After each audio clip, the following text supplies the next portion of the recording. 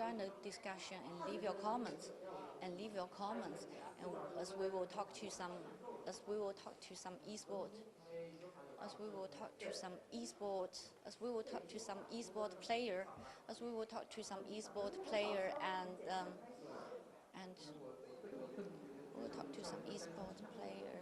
and industry insiders.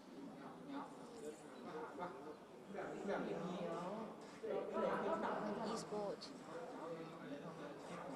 还有1分钟，还有1分钟，还有1分钟。是这样，以4个怪，大家很长，做法也没有3年会看你，把我怪走就行了。有心理做法是带的，因为带脏手一般会带的。之前的话，通过提交的牌组知道它是没有缘分的。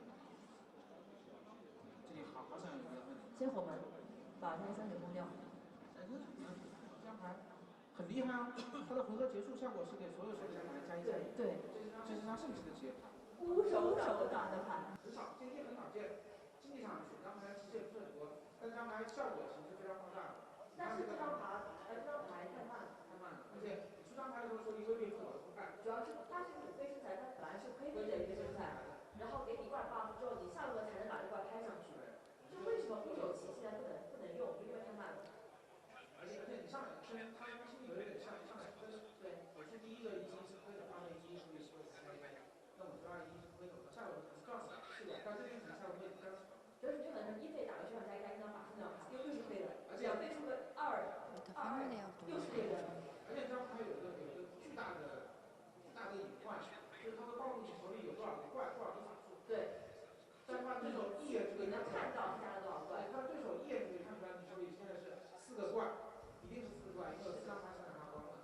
那么你知道你有一张硬币是鱼牌，那么你看3张牌。It's the final day of the World Electronic Sports Games. Top players are battling for the World Championship of 4 eSports major titles, and cash prizes with a total of $5.5 million on this stage.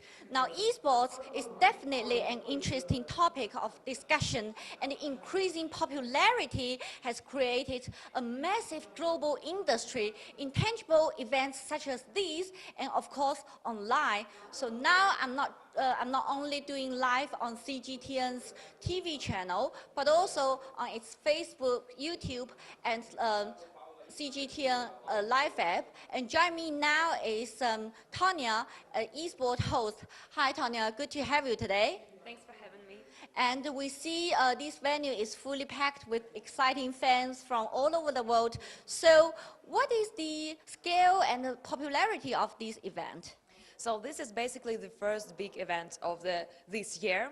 And WESG is a really unique event because there are 37 countries in here, 336 players from 37 countries. Basically from all around the world. So basically everyone in the world has someone to cheer for in this championship. Also there is 4 games in here. It's CSGO, Dota 2, Hearthstone and StarCraft II, which is very, very popular in Asia, by the way. So there are a lot of fans here because they want to see their favorite game, and there's 4 of them. So people love this championship for those things. So how is the procedure of this competition? How far has these competitors have to go through before reaching this stage? You know, all the tournament continued for 9 months, and we had a regional qualifier finals in America's qualifier finals in Brazil, São Paulo, in Kiev, Ukraine, that were European qualifiers, in Suzhou in China, Seoul, Korea, and of course Dubai, United Arab Emirates. So we were traveling around the world, and in every city, in every country, we've seen a lot of young and already experienced players that were trying to get into this tournament because the prize pool is huge. The prestige is huge because everyone wanted to represent their country, their homeland. This is a very high motivation for players, and they don't really have a lot of chances for that to do because mostly all the tournaments are for the teams, and teams can contain a lot of nationalities and a lot of players from different countries. So this is really a great opportunity to prove that your country is the best in the world in such games. So it's a very diverse competition. So how big is eSport globally as a cultural and commercial phenomenon? Actually, in 2016, there were a huge progress in the field of esports. Probably the amount of the income from the 2016 is $1 billion, and this is a huge number that will rise in 2017 year.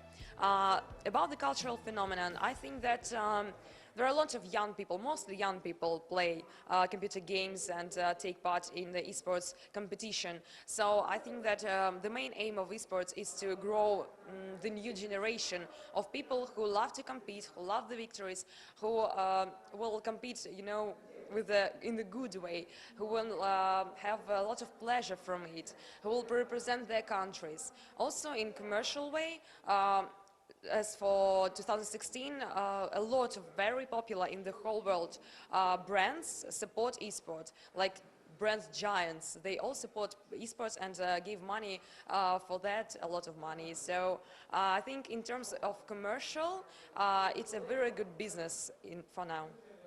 So apart from these financial reasons, what other reasons do you think are behind these, popular phenomenon?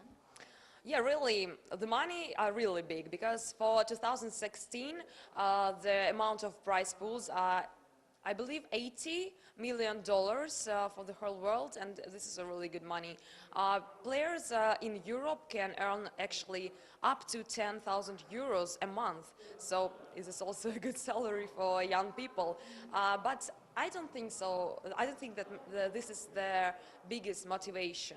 I think that they just want to compete and take victories. Okay, so now our TV session is about to finish, but you can still stay tuned on our YouTube and Facebook and live app, and you can also join our discussion by leaving your comments, and we will talk to some esports experts and players later on. Okay, so Tanya, so do you play games yourself? Yes, of course, I'm in this field. I have to play games and I love it. So how long have you played games and how often do you play games? I try to do this often because, you know, I want to do this, I want to play every day, but sadly I don't have time for that. But when I do, I try to, because I need to stay, you know, in focus what's going on the scene.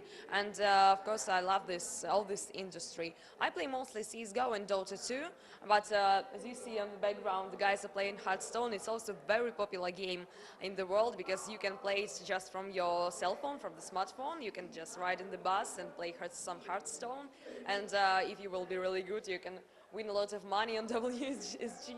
So yes, of course, the gaming is a big part of my life.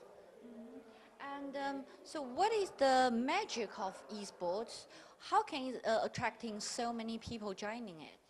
I think that young people love gaming and they want to earn a lot of money and they want this prestige because their esports teams, they have a lot of fans. They have armies of friends, and you know, people love that. People want to be famous and popular, doing what they want and doing what they love to do. Young people want to be in part of this big esports industry. They know that the future is in there. So maybe, and of course, everything is about competition. They want to prove they are the best. So talking about the sky-high bonus, we are very curious about how much money can a top player and the commentator make every year. As an insider, can you give us some, information about it? Yeah, as I said earlier, in Europe, gamers actually can earn up to 10,000 euros a month. And it's only a salary, plus all the prize money they want, plus some contracts with a lot of brands, like, you know, that develop computers, or some T-shirts, or some devices like mouses and headsets. They all give money to players, and they just wear their headsets during the gaming, and they pay them money for that. So I think that I don't know the exact numbers. Nobody tell me that, but they are really good. Okay. Thank you so much for your time, Tanya. And now my colleague Yunfei is staying in the backstage, and I'll just hand it to him.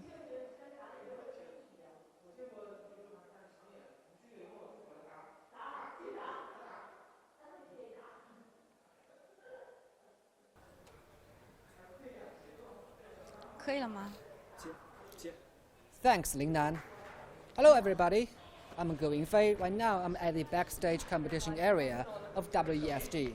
And this is Eddie Lam, who is the volunteer of WESG and also a teacher from Shenda College of Shanghai International Studies University. And Eddie, please introduce what's happening here. Okay. What are they doing? So actually you can see there are a lot of players of the okay, thank you. So of the eSports, right? So they are preparing for the final games, which is quite exciting and breathtaking. And yes, according to my knowledge, and actually this team from Turkey is the dark horse here. They're from Turkey. Yeah, they're from Turkey, and the Polish team, they are very strong, actually. Yeah.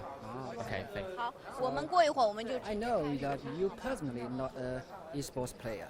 No. But during the past 3 days, hundreds of players gathered here to fight for the tickets to the championship. Yeah, sure. So, during your observation, how do you feel about esports games? Okay, so actually, although I am a layman of the esports, I still can feel that the vibe here is very strong, and I can feel the intensity of the games. And you know, they are the superstars. They are the new stars of our age, and a lot of girls and boys. They just really? Yeah, Girls? they just came here, right? Very Yeah. beautiful girls. Although They just ask for autograph and pictures. Yeah. I also see many beautiful girls come Yeah. here for their idols. Yeah, sure. And they are asking for the photos and and autograph. Okay, thanks, Eddie. Okay. Thank And you. I know you guys might be eager for the exciting things from the ongoing competitions, but I'm lucky to introduce you that downstairs, right there, a championship team who just won the Dota 2 game is waiting for us. But before that, let me show you some exciting pictures of the games. Okay, Eddie, Okay. please follow us. Okay, sure.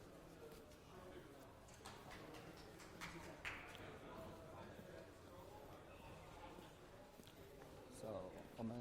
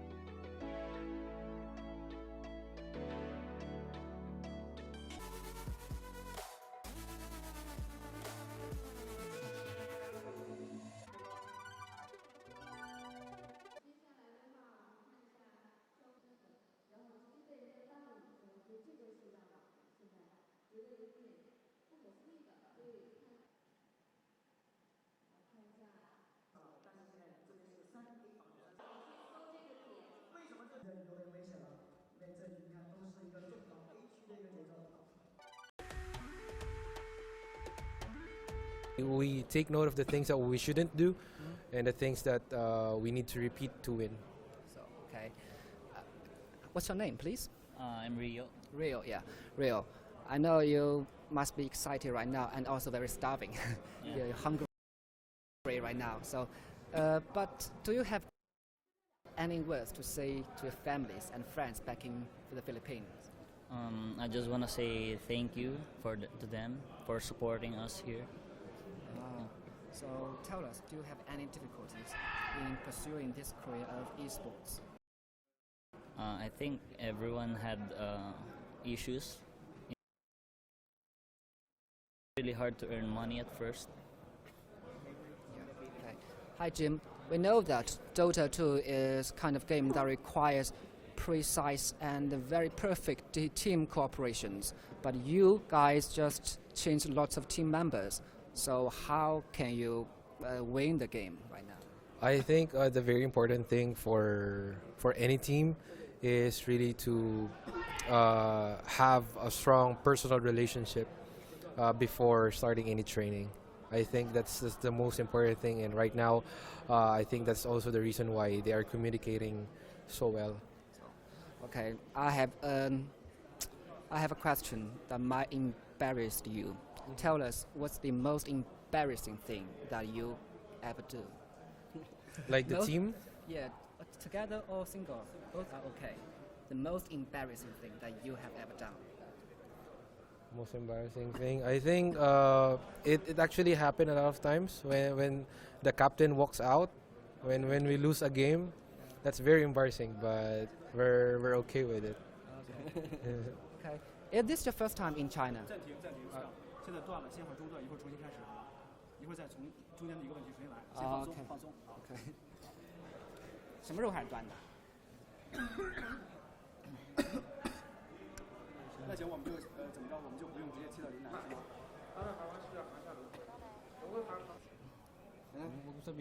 直接从林南开始是吗？林南。Yeah. The signal we lost the connection because the 4G signal here. Oh, is this not is that live? good. Yes, live streaming on Facebook. 北京正在调试。让他们回来再问2个问题吧。好不容易今天的冠军。现在是给我解说现在是，这是先不直播了。啊，好，先等一会儿是吧？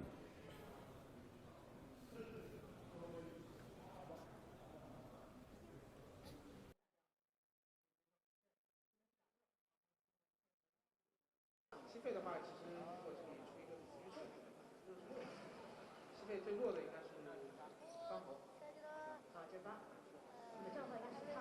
Now the final stage of Hearthstone is going on right now, and the atmosphere at the venue is really tense. And we will talk to some fans and see how they think of this competition. 上海。看Dota 2。Okay, this lady, she's from Shanghai, and she's coming here to watch the final competition of Dota 2, another popular eSports in the world. 快6、7年了吧？是第一次来看这种电竞的一个现场。没有哎，因为我是从上海那边过来的，然后那边的就是电竞的比赛都特别多。然后就是但是这么大的比赛是第一次在常州，所以就特别赶过来看了。She's telling me that she has been the esports for 7 years, and it's not her first time to to watch the esports in real venue.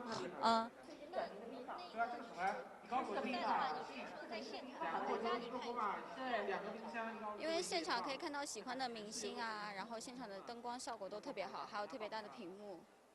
那这次有没有你喜欢的战队或者是选手过来参赛呢？我喜欢那个 Lions 的 Loda， 然后就是之前也合过影，但是很可惜他没有打进决赛。Well, she said there's a very big difference to watch the competition at home and at venue because of the lighting, the sound, and the atmosphere. And she thinks it's totally worth to come here and to put in so much effort. And she got a favorite player, but unfortunately he couldn't make it to the final stage.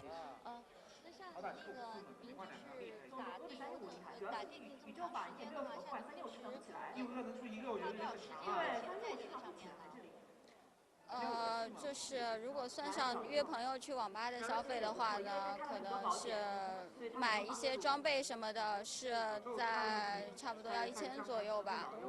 然后，对的，因为其实，在游戏里的花费是很少的，大部分比如说线下约去网吧什么的，这种钱会花的比较多。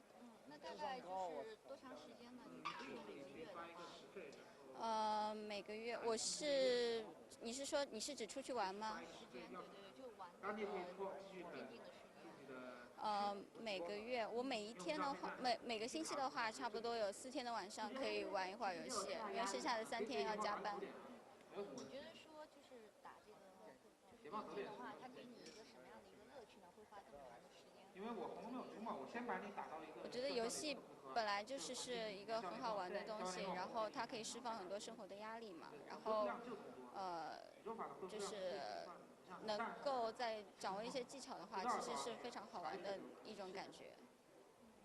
So she just playing games like 3 or 4 nights a week, and she's spending roughly 1,000 yuan every month on eSports, and she thinks it's totally worth it because she can find the exit of lots of pressures at home and at work, and it's a great way to relieve. Okay, now we are going to the VIP seats and see how other fans think of this competition. And we can just watch the live stream of the game competition.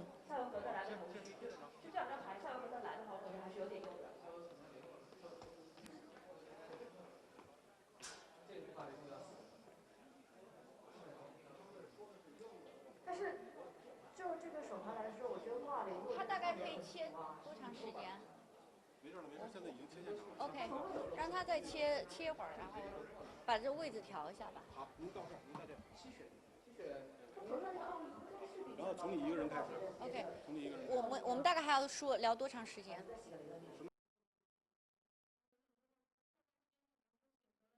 直接回到那个场了。是的，这个。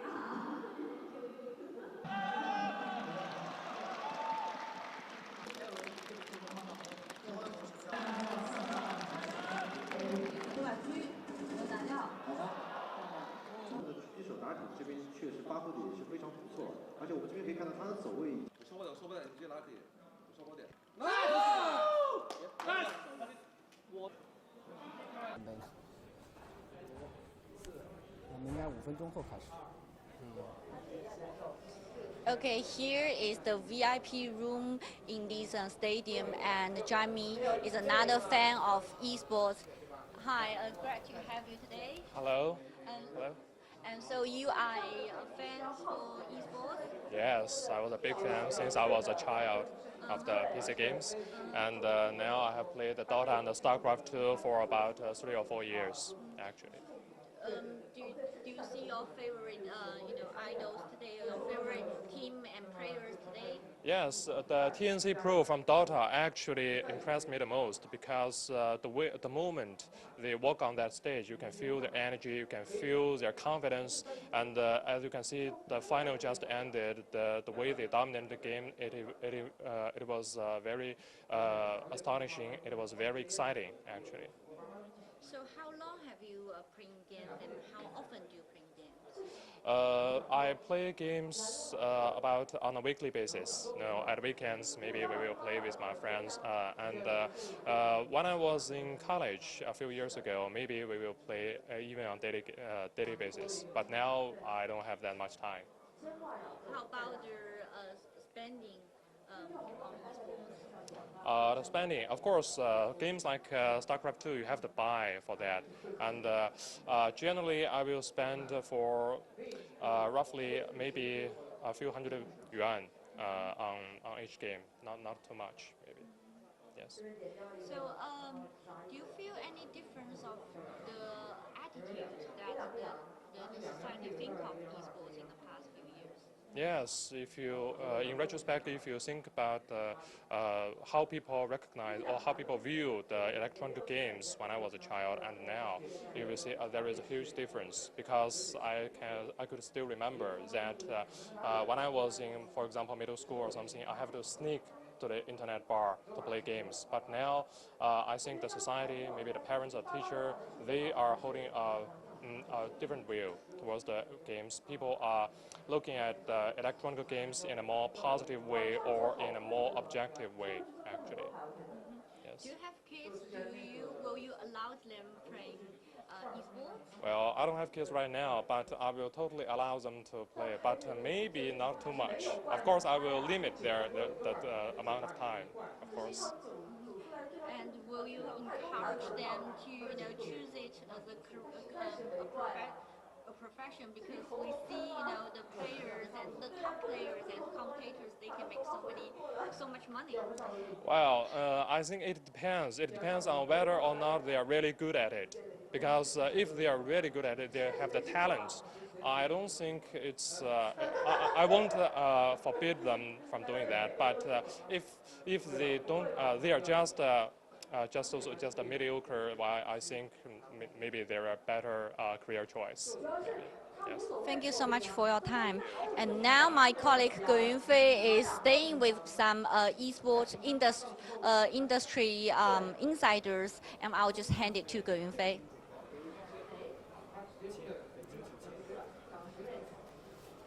Thanks, Lingnan. I'm Yunfei. I'm now standing at the competition table. And joining us here is Mr. Wang Guan, the General Manager of eSports Department of Alisports. And Mr. Wang Guan, we know that in the past decade, the Chinese eSports industry has gone through many ups and downs. So in your experience, how do you feel? What's your take on the development of eSports industry in China? 您怎么看过去10年工作中的发展？其实电子竞技的10多年的发展以来，以前可能对于大家来说，能够参与的比赛屈指可数，能够经历的产品也屈指可数。这就是一个这叫人家的娱乐生活的一个丰富状态。现在对我最大的感触是，现在的比赛越来越多了，然后关注这个行业的人越来越多了，然后它的产品也是越来越丰富了。Okay, so actually 10 years ago there were a few games in terms of the esports. Right now we can witness a lot of interest in this area, and then a lot of people will just keep an eye on it, and we can just see a lot of service, products, and the team players as well. Thank you. Okay, my second question is, I talked to Sky, Mr. Li Xiaofeng, who is the first World Championship of Chinese esports games, right? He said that previously, about 3 years ago, he persuaded his cousin not to enter this line to be a professional player. But now he encouraged young players to enter the esports industry because he saw many opportunities right now. So what's your take on this transformation of his attitude? 可能现在的路越来越宽了吧，这也就是中国电子竞技10多年来发展以后，以前可能只会去做一个非常苦的选手，或者说是半职业选手也好，职业选手也好。然而现在呢，除了做选手之外，你可以成为俱乐部的经理人、做经纪人、主播、网红、教练、裁判，甚至于说现在的游戏视频行业那么多，电竞行业那么多，你可以作为里面的一个视频制作者，甚至于说像各位大家都是做电视台的，将来在游戏产业里面可能也会有相关的电视台出来，都是一个媒体工作者。所以说现在的路越来越宽了，我们也非常鼓励这样的年轻人能够从事一些比较多元化的一些工作，这也是我们在将来的和各个行业合作以后会产生的一个这样的一个综合性的结果。So actually before there were only a few ways out for the esports players, but right now we can see more ways out. So like the players can be the coaches, can be the TV hosts, and be the internet celebrities as well. So we can see a lot of diversity right now. And personally, I encourage young people to just play esports games, and through that we can just got a lot of opportunities and development as well. Thank you. Okay, thank you for your insights. And our live streaming broadcast of the WESG will still continue on our CGTN Live app and Facebook account. Please stay tuned with us.